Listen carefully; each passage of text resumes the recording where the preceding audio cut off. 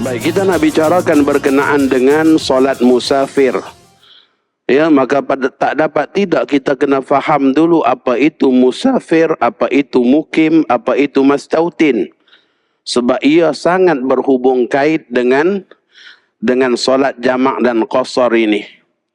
Yang dikatakan musafir seorang yang melakukan perjalanan jauh melebihi 2 marhalah atau 81 km. Assalamualaikum warahmatullahi wabarakatuh. Alhamdulillah wassalatu wassalamu ala Rasulillah wa ala alihi wa sahbihi wa man walah. Qala rabbi shrah li sadri wa yassir li amri wa hlul 'uqdatam min lisani yafqahu qawli. Rabbi yassir wa la tu'assir, rabbi tammim bi khair. Yang dimuliakan Tuan Imam, Tuan Nazir, pegawai dan seluruh jawatan kuasa masjid, para asatizatul kiram, ahbabuna fillah, muslimin dan muslimat, mudah-mudahan dapat rahmat dan keberkatan daripada Allah Subhanahu wa taala. Alhamdulillah, segala puji dan syukur kepada Allah Subhanahu wa taala kerana dengan limpahan rahmat, taufik, hidayah dan juga inayah daripada Allah Subhanahu wa taala pada malam ni kita dapat bertemu. Saya rasakan sudah beberapa tahun sebelum Covid lagi saya tak datang ke Masjid Al-Falah ni. Walaupun dulu sebenarnya ada kuliah bulanan, ya, setiap subuh Sabtu. Tetapi dah sekian lama mungkin, ya, ada jemaah yang kenal, ada jemaah yang tak kenal. Ya. Jadi pada malam ni insya-Allah saya nak bacakan kitab Panduan Solat Musafir Memperhalusi Hukum Hakam Jamak dan juga qasar. Kitab ni ada kat depan ni tuan-tuan. Tuan-tuan boleh ambil kitab ni dan sumbanglah berapa banyak yang tuan-tuan nak sumbang, sama ada masukkan duit dalam beg hitam di depan ni, ataupun tuan-tuan boleh scan QR code yang ada di belakang buku ni. Tujuannya ialah saya tak suka meniaga di masjid. Jadi saya cetak dengan duit saya, modal saya sendiri. Di mana-mana tempat pun tuan-tuan nak ambil, tuan-tuan boleh ambil. Tuan-tuan nak sumbang balik, tuan-tuan boleh sumbang. Kalau tuan-tuan tak sumbang, tak apa, saya Allah ganti ya, rezeki di tempat lain. Ataupun saya klaim di hari akhirat nanti tuan-tuan. Ya. Kalau tuan-tuan rasa bagi RM10 sikit, bagi 100 tuan-tuan. Supaya saya dapat bagi kitab banyak lagi di tempat-tempat lain, pengajian-pengajian yang lain. Semua tempat yang saya pergi, pengajian-pengajiannya kitab diberikan percuma. Hanya tuan-tuan sumbang balik aja untuk kita berikan kepada para jemaah di tempat-tempat lain.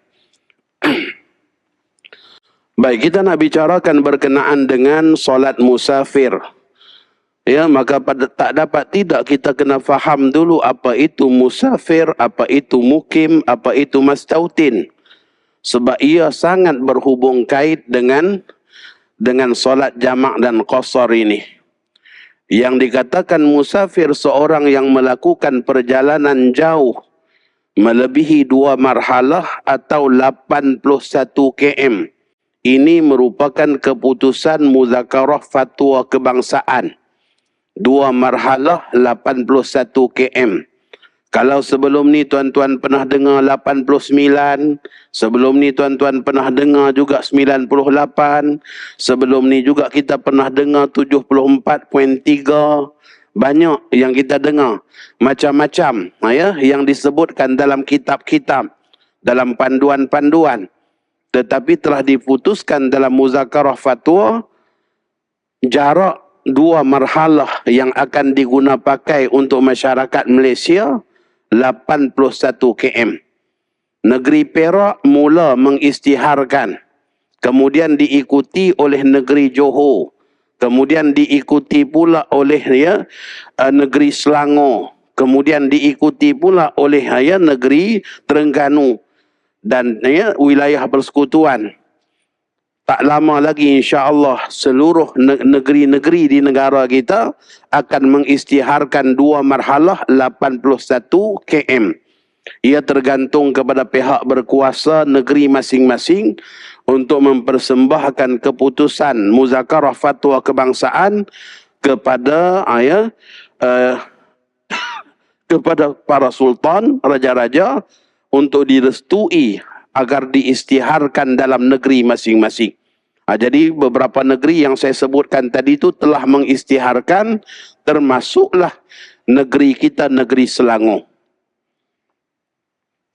Jadi yang dikatakan musafir, seorang yang melakukan perjalanan jauh melebihi 2 marhalah atau 81 km dan tidak berniat di suatu tempat lebih daripada 3 hari dan 3 malam, tidak termasuk hari datang, yakni hari masuk dan hari pulang. Tuan-tuan tengok kat depan ni, macam mana kita nak faham hari masuk, hari pulang. Allah bagi 5 jari pada kita ni. Mazhab Syafi'i kata kalau masuk siang, keluar juga kena siang. Kalau masuk malam, keluar juga kena malam. Contoh, seseorang daripada Johor Bahru, dia datang ke USJ ni. Dia sampai sini, kita katakan pukul 11 pagi hari Sabtu. 11 pagi hari Sabtu. Maka bermaksud dia masuk siang. Maka hari Ahad siang malam 1 hari. Isnin siang malam hari yang kedua. Selasa siang malam hari yang ketiga.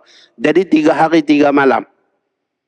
Disebabkan Sabtu dia masuk siang, maka kita katakan hari Rabu dia juga kena keluar siang. Ya, Ahad siang malam 1, Isnin siang malam 1, Selasa siang malam 1. Jadi 3, maka dia kena keluar hari Rabu. Hari Rabu tu dia kena keluar siang. Kalau dia buat keputusan nak keluar hari Rabu malam, maka dia dianggap sudah lebih 3 hari 3 malam. Maka dia bukan lagi berstatus musafir.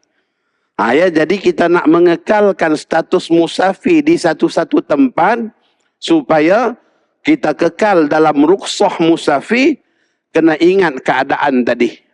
Kalaulah dia sampai malam, contohnya seseorang bermusafir ke Pulau Pinang, sampai di Pulau Pinang hari Jumaat malam. Jumaat malam dia sampai. Maka Sabtu siang malam 1 hari, Ahad siang malam hari yang kedua, Isnin siang malam hari yang ketiga. Selasa dia kena keluar.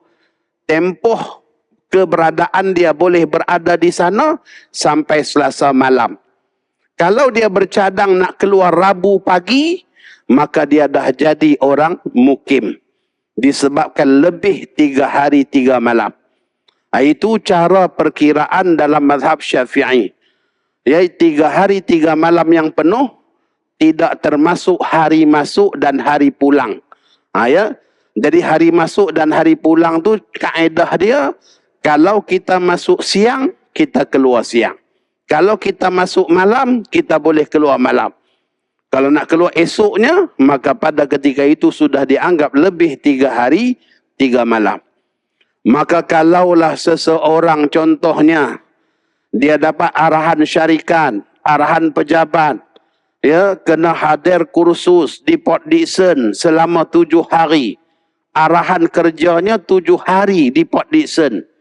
Maka pada ketika itu, sampai saja di Port Dickson, dia sudah jadi orang mukim. Sebab keberadaan dia lebih 3 hari 3 malam. Dia hanya boleh jamak qasar dalam perjalanan saja. Sampai aja, dia dah jadi orang mukim. Disebabkan kerana niat akan berada di sana lebih 3 hari 3 malam.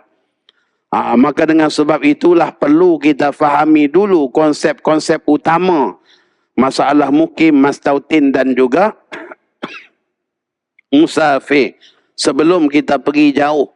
Solat qasar, solat jamak tu mudah saja tuan-tuan. Kena faham konsep awal ni dulu. Bila kita orang musafir, bila kita jadi mukim. Baik, mukim, seorang yang menetap di suatu tempat lebih daripada 3 hari dan 3 malam. Lebih 3 hari ini mungkin 10 tahun. Lebih 3 hari juga, 10 tahun pun. Saya Ustaz, asal Kelantan. Ni memang haji dah niat mastautin sini kah? Tak. Saya pencin aja balik kampung Kelantan. Maka pada ketika itu dia hanya berstatus mukim di sini. Lebih 3 hari walaupun 10 tahun. Tetap lebih 3 hari. maka dia berstatus mukim. Sebab apa? Sebab dia belum berpindah daripada watan asli dia. Watan asli dia ialah Kelantan. Ya, maka pada ketika mana musim perayaan ataupun sesekali dia balik Kelantan, maka dia tak boleh jamak qasar saat dia sampai ke kampung halamannya di sana. Kerana kampung halamannya itu masih kekal sebagai watan asli dia. Tak berubah lagi. Tapi kalau dia dah niat, saya akan bermastautin di sini, maka pada ketika itu, ketika dia balik ke Kelantan, musim perayaan dan sebagainya, walaupun di rumah orang tua dia, dia boleh jamak qasar. Sebab dia dah berpindah watan menjadi penduduk tetap di USJ ni. Ya. Jadi kalau yang duk cadang pencin nanti balik kampung, maka dia di sini sebenarnya berstatus mukim saja, bukan berstatus mastautin.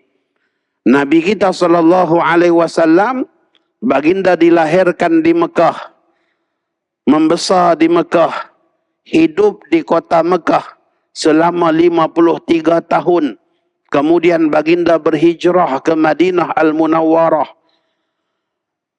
Ada beberapa ketika para sahabat rasa risau kalau Nabi kita dah balik Mekah, Nabi tak nak pulang lagi ke Madinah.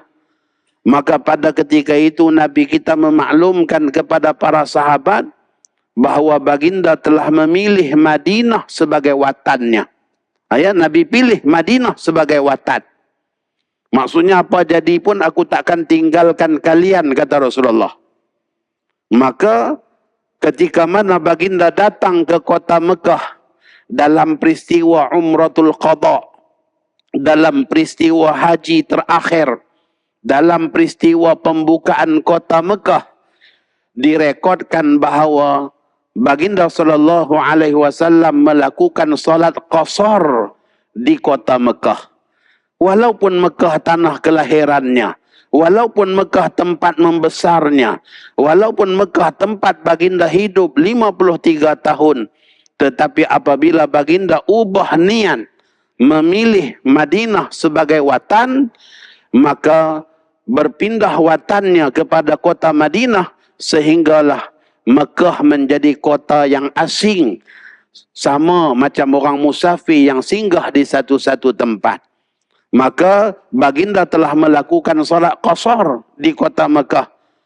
Selesai solat asar 2 rakaat, Nabi kita toleh kepada para sahabat ni dalam peristiwa pembukaan kota Mekah. Solat di perkarangan Kaabah. Nabi kita toleh kepada jemaah yang ramai. Baginda katakan, sempurnakanlah solat kalian, saya orang musafir. Sempurnakan solat kalian, saya orang musafir. Bermaksud baginda bagi tahu, Mekah itu dah jadi tempat musafir baginda, walaupun asalnya tempat kelahiran baginda. Maka itu beza mukim dengan mastautin, tuan-tuan. Mastautin ni seorang yang tinggal di suatu tempat dan dia tidak bercadang untuk meninggalkan tempat tersebut.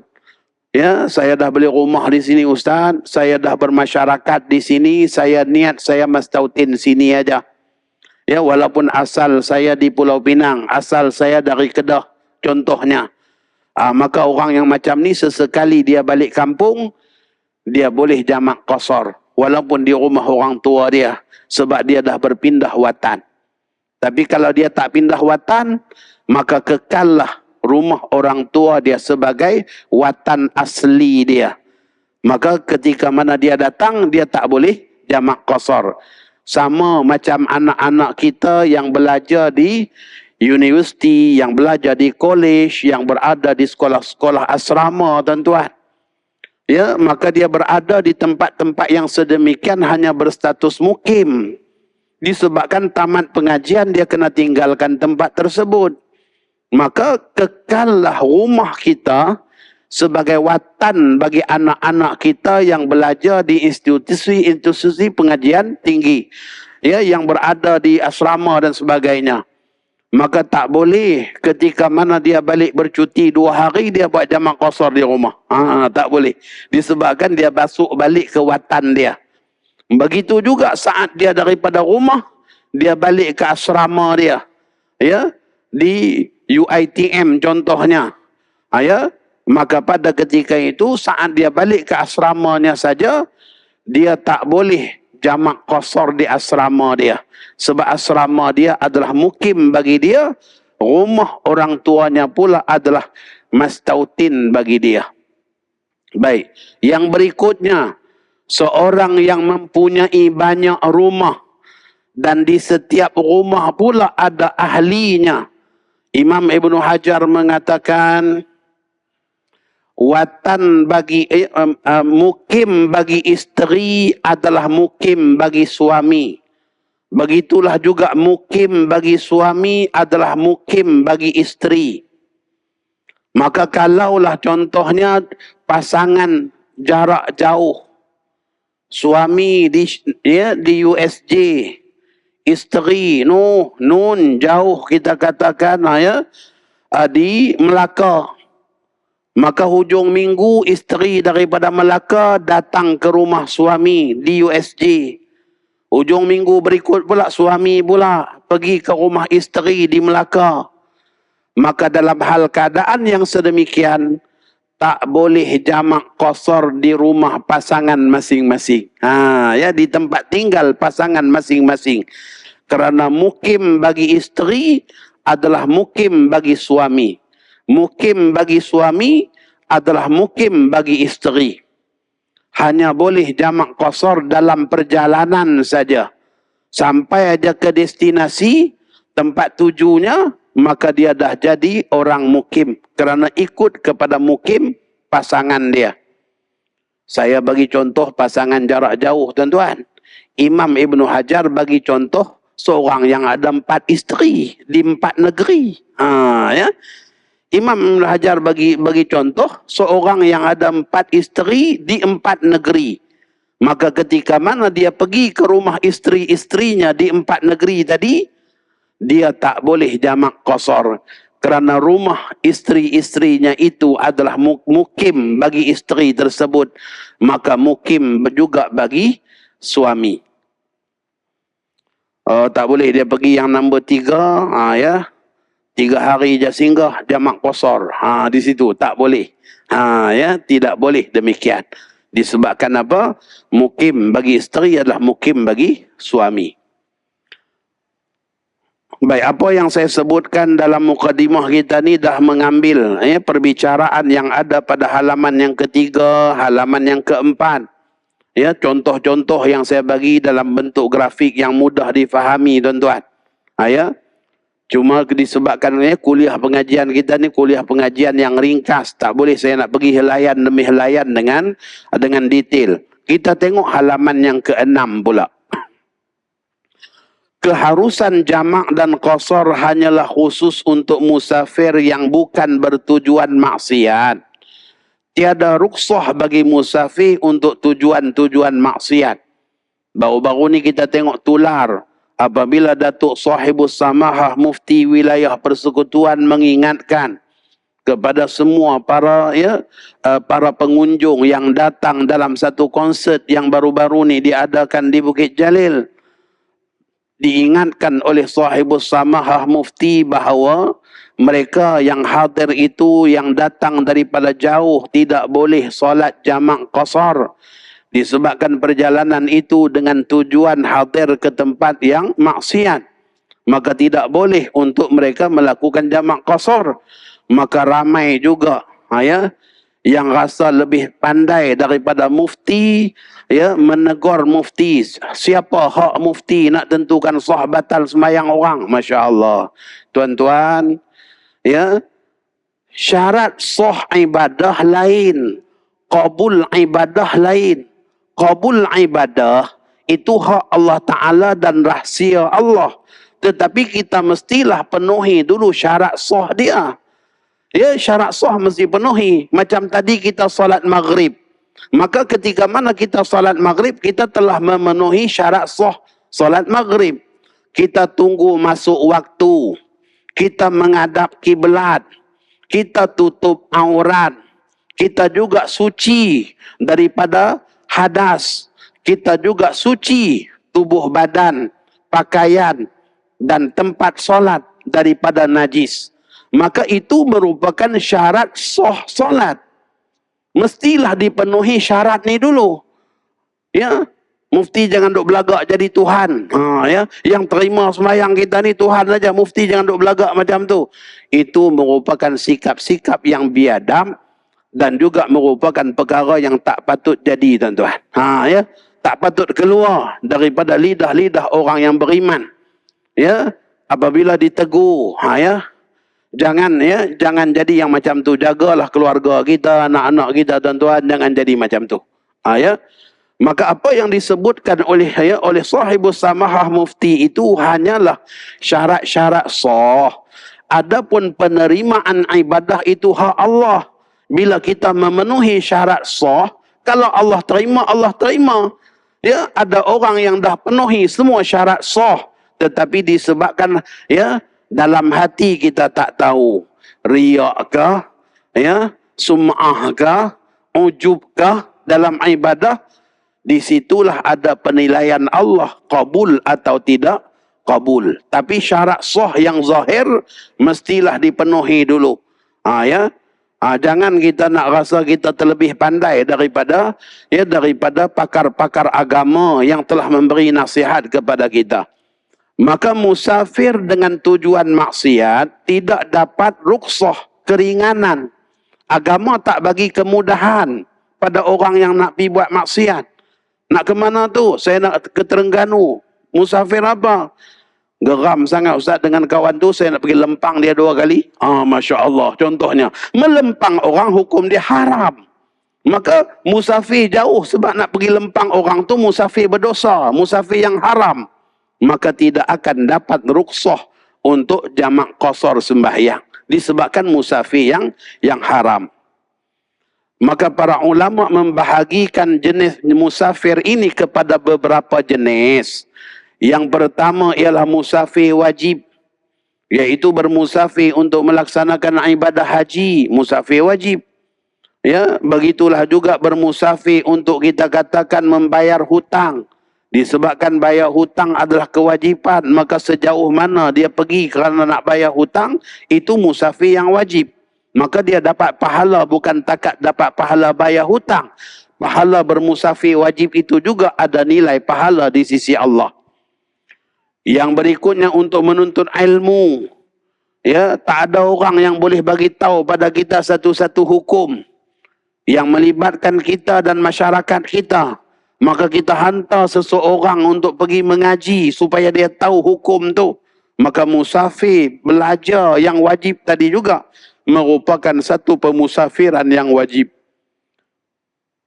Yang berikutnya ialah untuk menunaikan amanah. Ya, menunaikan amanah orang. Maka pada ketika itu juga musafir yang wajib. Yang berikutnya musafir sunan, untuk ibadah-ibadah sunan. Seperti untuk kita berziarah kepada keluarga kita, berziarah kepada para alim ulama, menziarahi Rasulullah sallallahu alaihi wasallam.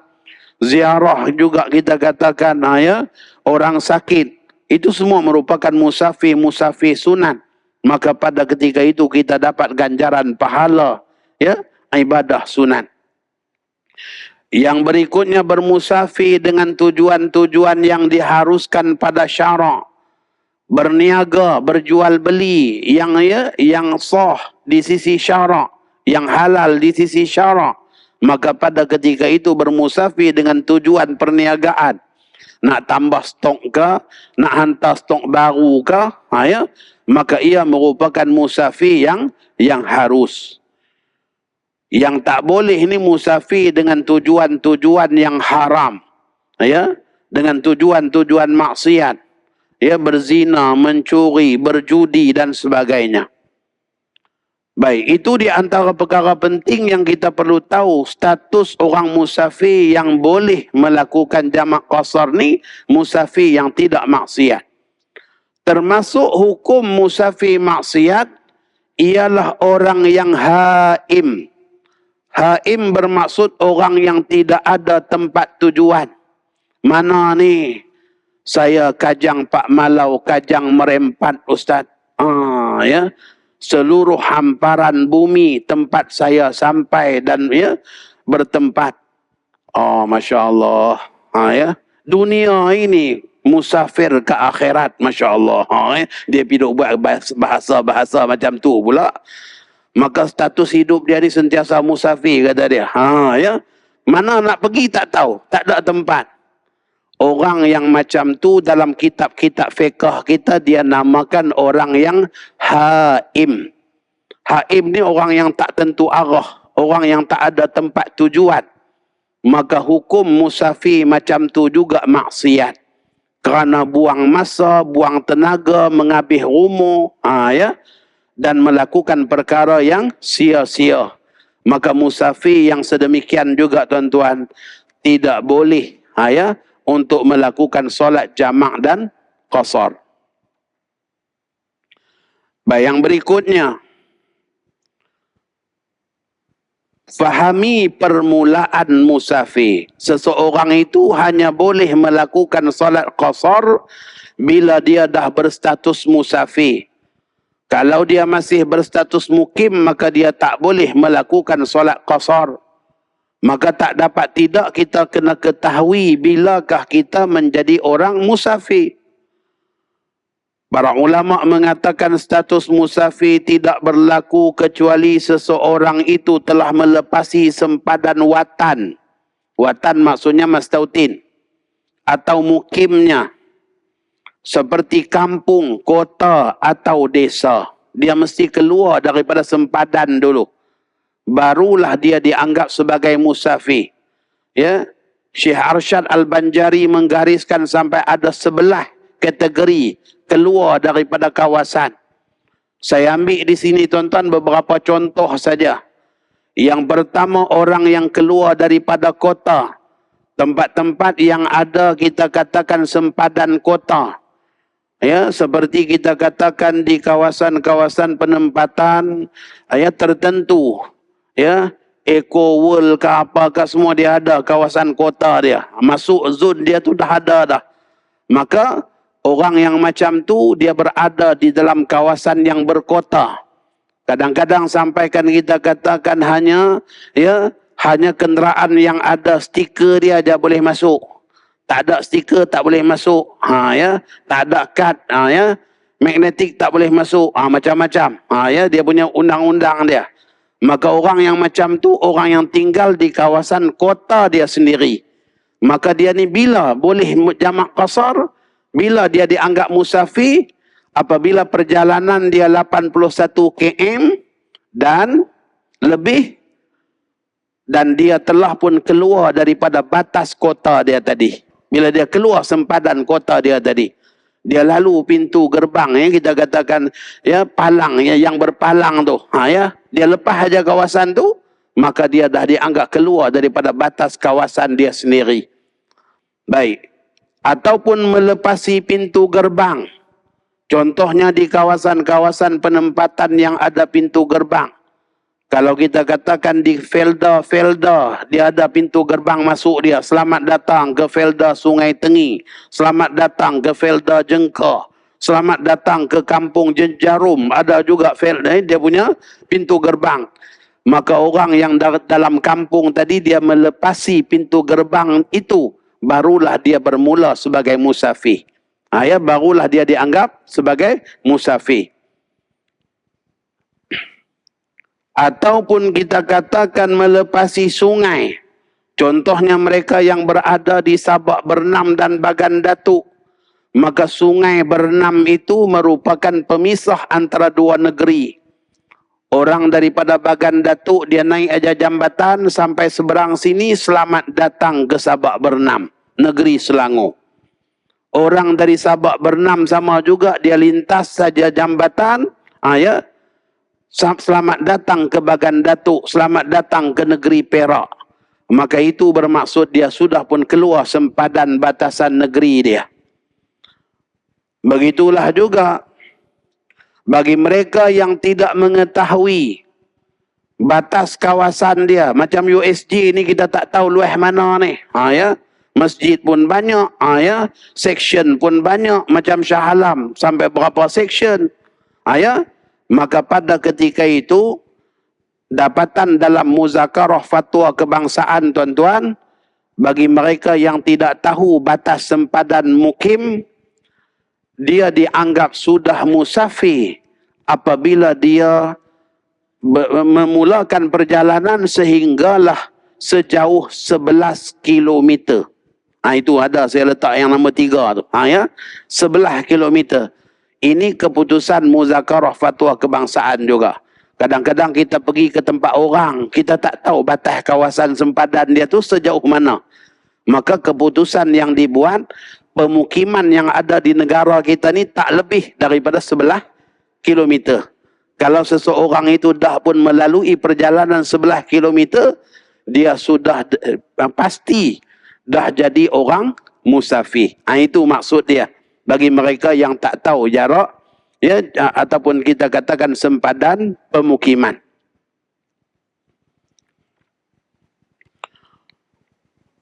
Baik, halaman yang ke-8.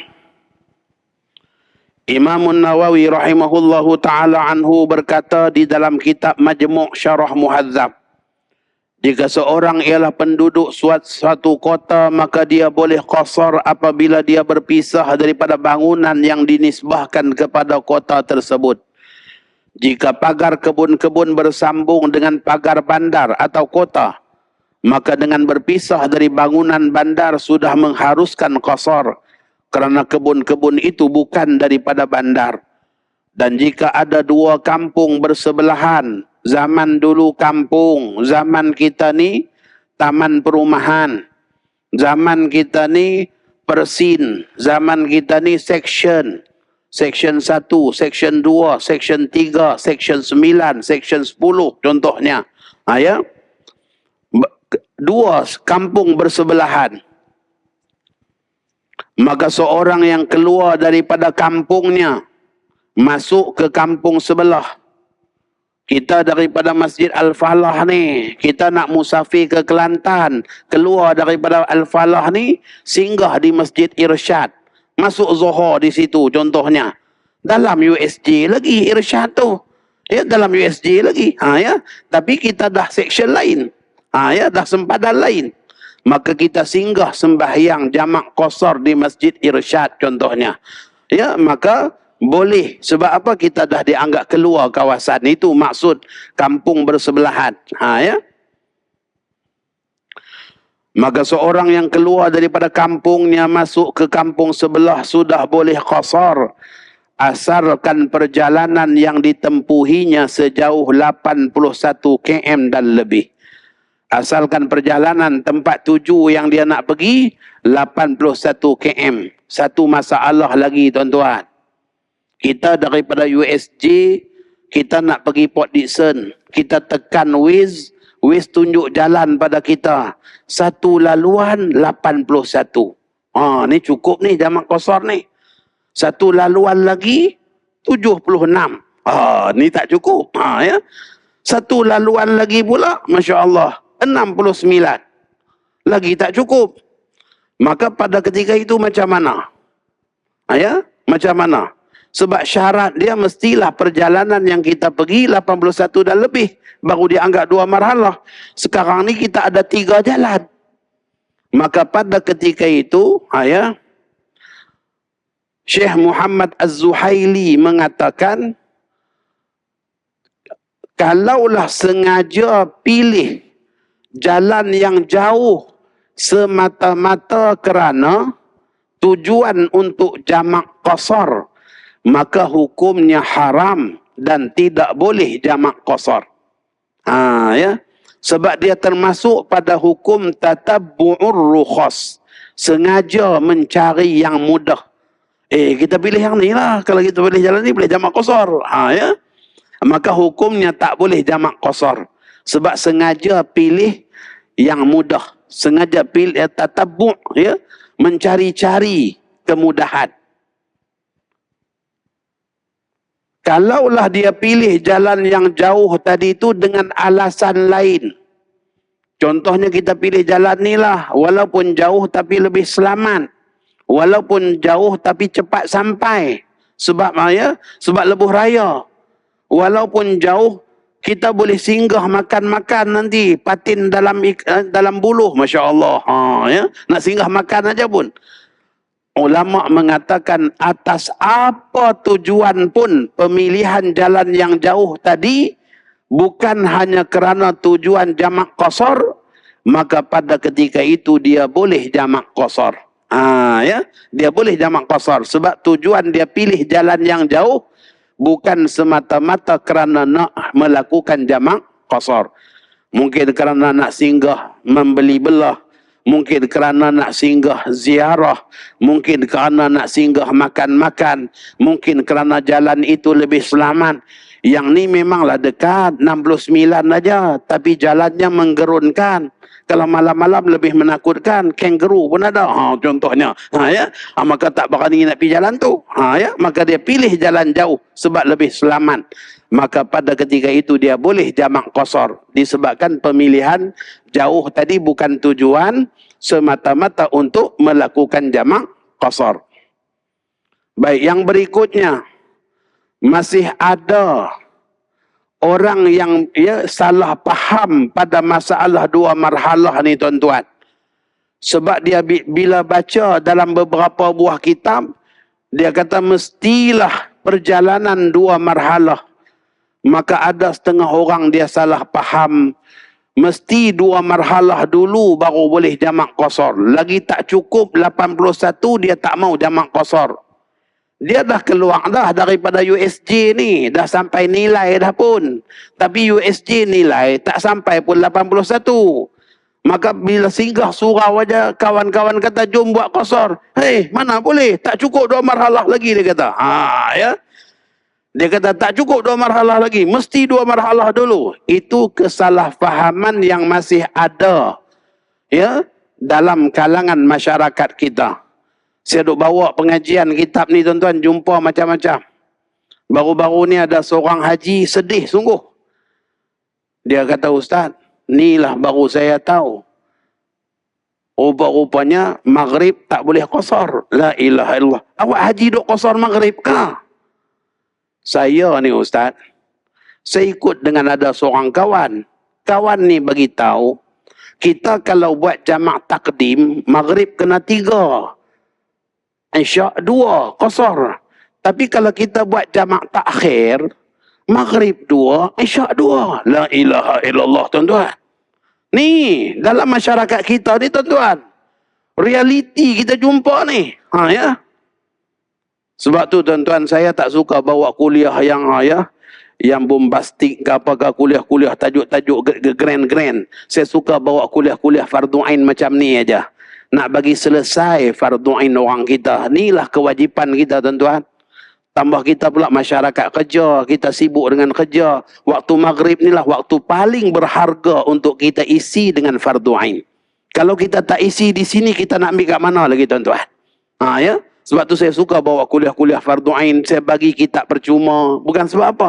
Nak bagi masyarakat kita boleh selesai tuntutan fardu ain yang wajib atas diri dia.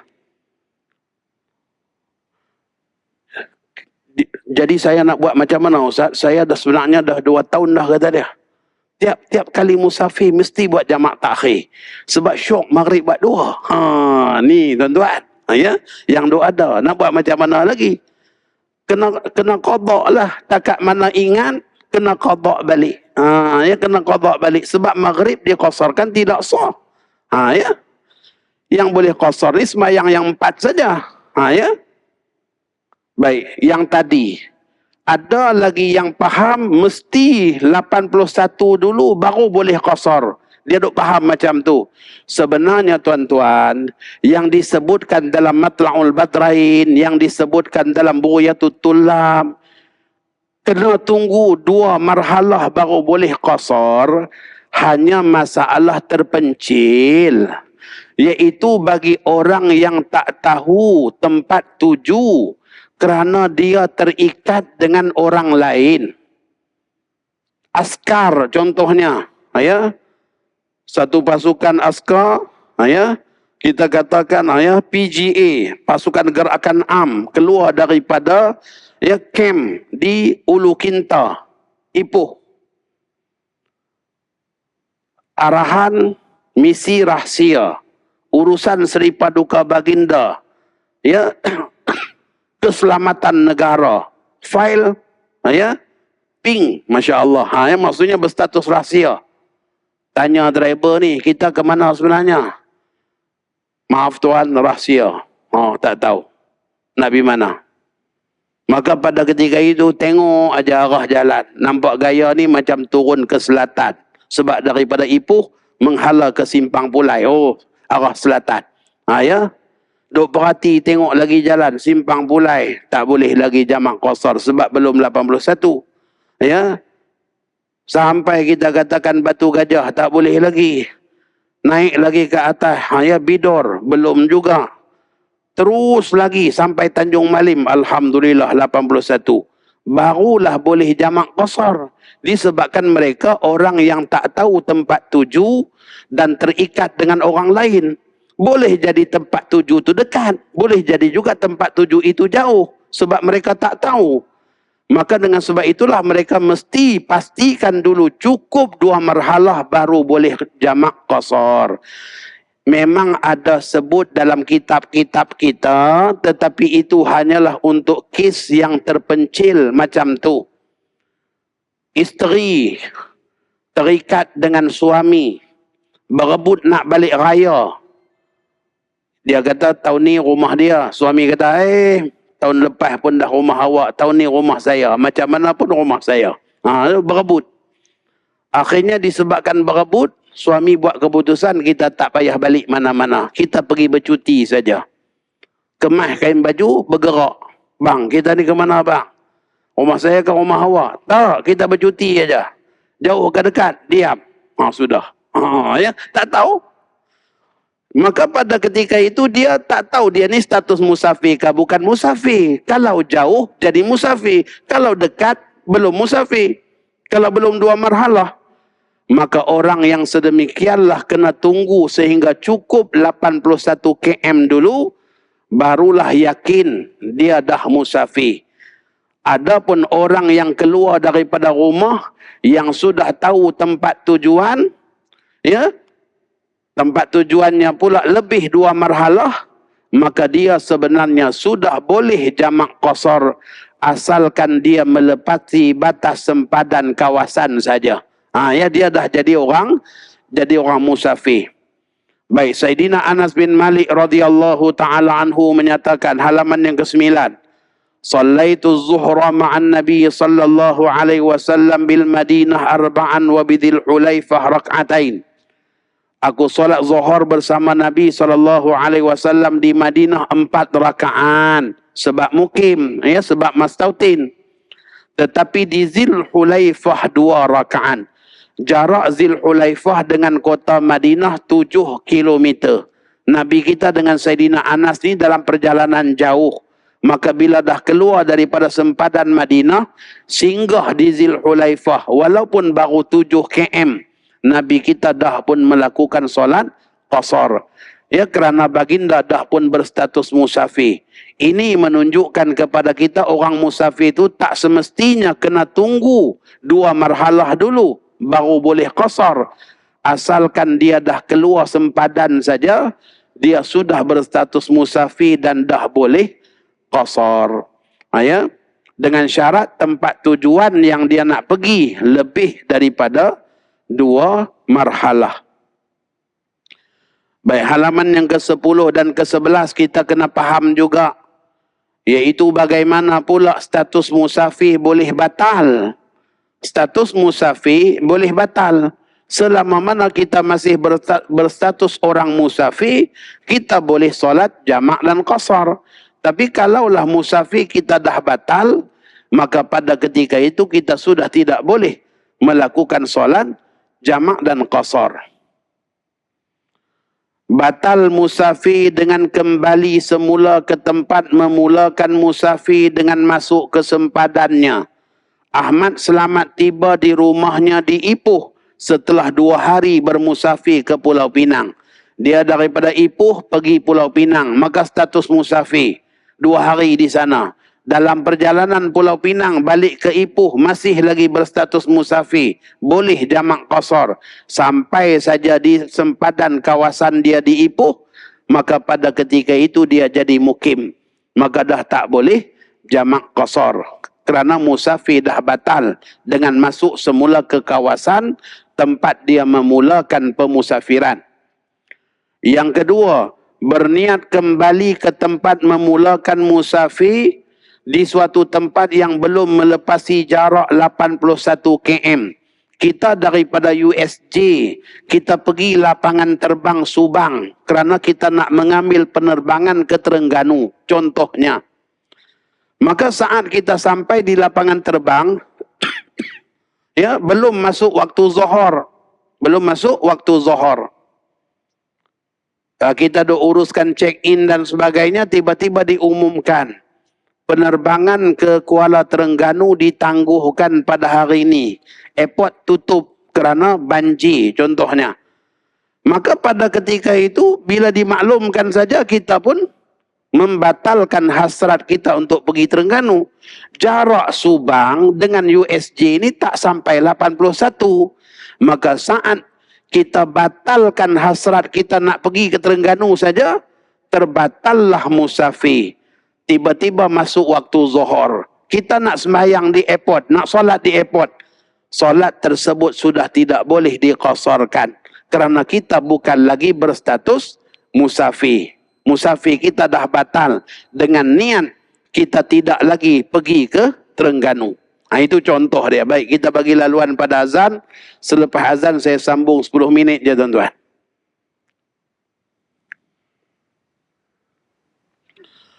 Baik, sekiranya seseorang yang terbatal musafir sesudah dia melakukan solat jamak dan qasar. Contohnya seperti seorang yang pergi ke airport tadi.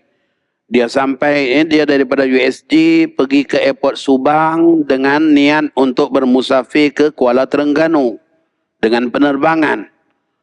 Pada jam 1 dia solat zuhur jamak qasar di musalla, airport. Dah selesai dia jamak qasar, barulah dia pergi ke kaunter pendaftaran. Tiba-tiba dimaklumkan, maaf cik, penerbangan ditangguhkan sebab banjir, contohnya. Dia dah sembahyang tadi jamak qasar pada pukul 1, maka pada ketika itu ulama mengatakan bahawa status solatnya itu sah. Jamak dan qasar yang dia lakukan itu sah kerana ketika dia melakukannya dia benar-benar dalam keadaan musafir dan musafirnya batal, maksudnya dia batalkan hasrat untuk bermusafir sesudah dia selesai melakukan solat jamak dan qasar. Maka solat yang dia lakukan dah sah. Walaupun dia balik daripada airport sampai ke rumah baru pukul 2 petang. Zuhur tak perlu diulang. Masuk asar nanti, asar juga tidak perlu diulang lagi. Kerana kewajipan solat bagi seseorang sehari semalam 5 waktu saja. Dan dia telah pun melakukan solatnya dalam keadaan berstatus sah kerana dia masih dalam musafir. Sama juga seseorang daripada kita katakan Perlis nak balik ke USJ, dia singgah di RNR Sungai Buloh melakukan solat jamak dan qasar. Sampai di RNR Sungai Buloh zuhur, maka dia pun berhenti buat jamak qasar, makan-makan di situ, rehat sekejap, solat jamak qasar. Kemudian bertolak daripada RNR Sungai Buloh, balik ke rumah di USJ sampai 2:30 petang. Maka zuhurnya dah pun sah. Asarnya juga sudah pun sah. Kerana dia lakukan dalam keadaan memang dia seorang musafir. Walaupun musafirnya batal masih dalam waktu zuhur. Bila dia sampai ke rumah dah batal musafir. Tetapi solat yang dia tunaikan tadi dah dalam keadaan berstatus seorang musafir. Maka solatnya sah. Masuk asar, asar dia tak perlu ulang lagi. Asar yang dia tunaikan tadi sudah pun dikira dan tidak ada kewajipan untuk mengulanginya lagi. Baik, halaman yang ke-12 dan ke-13. Batal musafir dengan berniat mukim, iaitu tinggal 4 hari atau lebih. Contoh, Abu bermusafir dari Cyberjaya ke Johor Bahru untuk menghadiri kursus selama 7 hari. Dia ni memang tahu dah nak pergi itu 7 hari. Bagi tahu isteri pun nak pergi 7 hari, packing kain baju pun buat persiapan untuk 7 hari. Maka sampai saja di Johor Bahru dia dah jadi orang mukim kerana akan tinggal lebih daripada had musafir. Had keberadaan seseorang musafir di satu tempat hanyalah sekadar hari masuk, hari keluar dan 3 hari 3 malam penuh. Masuk siang, keluar siang. Masuk malam, keluar malam. 3 hari ini je yang boleh penuh. 3 hari siang malam 3 hari. Hari masuk, hari keluar. Kalau masuk siang, keluar siang. Masuk malam, keluar malam. Kalau dia nak keluar esok harinya, maka dah jadi lebih pada had keharusan musafir. Maka dia dah jadi mukim. Apabila dia berniat 7 hari saja, dia tiba di tempat tersebut, dia sudah jadi orang mukim. Masih ada lagi tuan-tuan, kadang-kadang kita menguruskan kursus, kita heran, kenapa surau waktu asar tak ada orang? Baru-baru ni kita dah buat kursus 2 minggu. Yang datang tu pun Masya Allah, bukan orang biasa-biasa, orang yang mengaji agama juga. Kita heran, kenapa tuan-tuan tak turun asar? Kami dah jamak Ustaz. Jamak apa lagi tuan-tuan dah niat tinggal sini 2 minggu? Tak boleh ke? Bukan 3 hari dulu boleh jamak? Dia masih duk faham 3 hari awal boleh jamak, lepas tu baru jadi mukim. Sebenarnya sampai aja dah jadi mukim tuan-tuan. Sebab innamal a'mal bin niat. Memang kita niat nak mukim. Sampai aja dah jadi mukim. Masalah 3 hari boleh jamak ialah seorang yang bermusafir pada awalnya dengan tujuan nak tinggal 3 hari saja. Tiba-tiba pada hari ketiga baru dia berniat nak stay lagi, nak tinggal lebih lagi. Barulah batal waktu dia berniat. Jadi dalam kes yang kedua ni, memanglah waktu dia sampai awal dia jamak qasar. Sebab niat dia hanya nak tinggal 3 hari. Tiba-tiba hari yang ketiga isteri dia kata, bang, bila nak bertolak? Kata dia rasa macam syok pula, kita duduklah lagi 3 hari. Contohnya. Maka pada ketika dia berniat itu baru batal musafir. Kerana niat asal dia hanya nak tinggal 3 hari. Itu contoh di halaman 13 tuan-tuan. Saya bagi contoh di halaman 13. Roslan bermusafir dari Cyberjaya ke Pontian selama 3 hari untuk menziarahi saudaranya yang sakit. Cadangannya 3 hari saja. Ketika berada di sana, Roslan berniat untuk terus tinggal lagi seminggu kerana saudaranya itu sakit tenat. Bila dah sampai sana, awalnya dia buat jamak qasar, tiba-tiba hari kedua isteri dia tanya macam mana? Esok jadikah balik? Kita cadang 3 hari aja. Kata dia tengok pada yang sakit ni rasa kesian pula.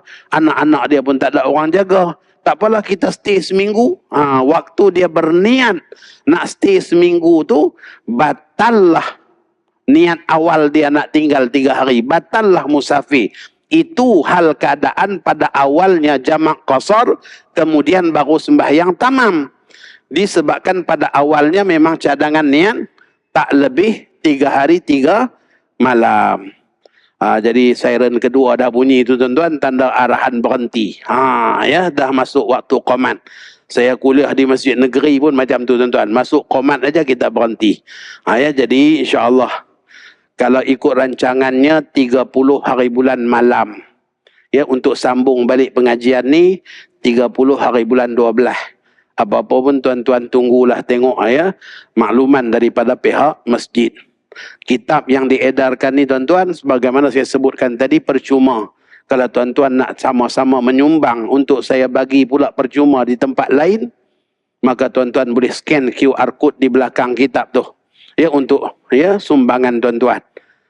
Sama ada nak sumbang RM10 ke RM1 ke ikut suka. Kalau rasa bagi RM10 sikit, bagi 100 tuan-tuan. Supaya banyak tempat lagi kita boleh bagi kitab untuk menyelesaikan kewajipan fardu ain yang mudah-mudahan bila masyarakat kita berilmu, amalan dia Allah terima, amalan dia sah, kita dapat saham pahala akhirat yang besar dengan kita bantu masyarakat kita, tuan-tuan.